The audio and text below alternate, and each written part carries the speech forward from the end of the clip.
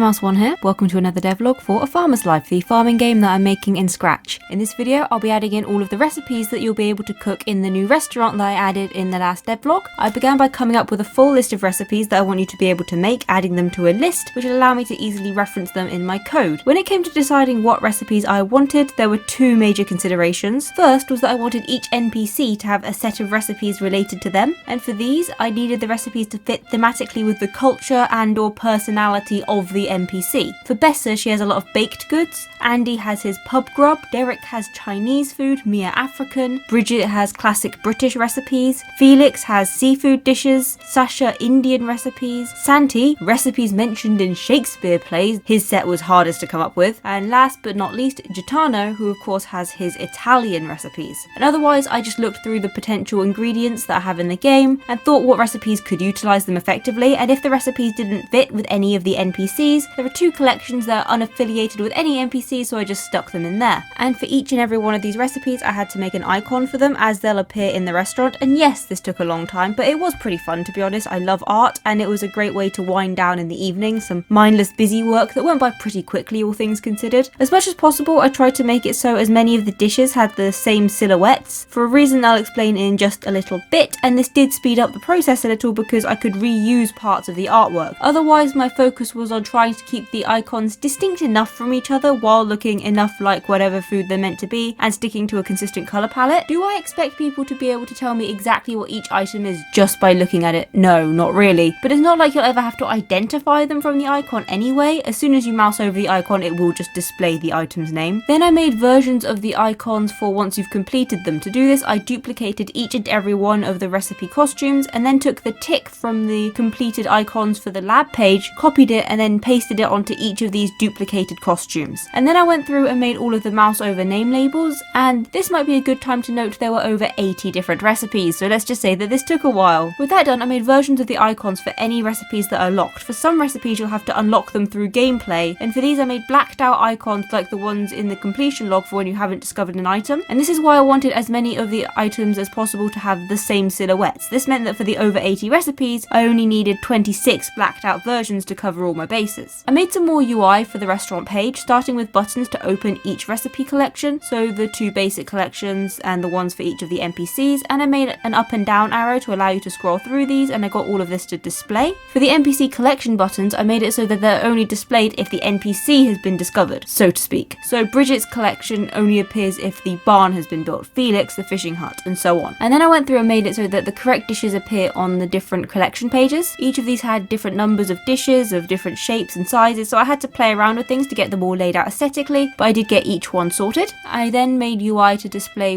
the reward for each collection, and this will display when you mouse over the buttons to open the collections. And these rewards are mostly things like doubling the value of certain items, halving the prices in certain shops, or improving things like crafting times or how much ore is dropped by nodes in the quarry. And I coded it so that this UI displays when I want it to. I decided that I wanted each collection page to display the collection's name on the page, so I created the UI for that and coded it so that it displayed correctly. I then made it so that the locked recipes display the blacked out icons. I needed to make a list for this to tell the game which of the icons it needed each recipe to switch to, as well as one to tell it whether or not the recipe has already been unlocked or not. I then coded it so that it uses this information to switch to the correct costume. I made it so that if you mouse over a locked recipe, the mouse over label switches to 3 question marks rather than the recipe's name. And finally there were 4 items that I wanted to add as ingredients for some of the recipes: chocolate, ketchup, mayonnaise and barbecue sauce. So for each of these I made the art for their inventory icons and their pickup icons, as well as their mouse over name labels. I added these to the inventory and to the item completion log. The latter forced me to refactor the system slightly because there were just too many goods to display on a single page, but I eventually sorted that out, and I also made sure that the make all the goods achievement checks for these new items. I also had to make it so that you can craft these items, which we'll do at the refinery. For this I needed to make UI to display what items you need to craft them, and to make it so that they display on the refinery page. I also had to add all the custom blocks and such to make sure that you can craft them, but this is a process that I've done a lot across this series, so I won't weigh you down with all the details. And apart from that, that's all I got done for this week, so thanks for watching. I hope you enjoyed this video. Like and subscribe if you did, it lets me know there's something to see more of. Join the Discord link down below, and I'll see you next week with another video. Bye!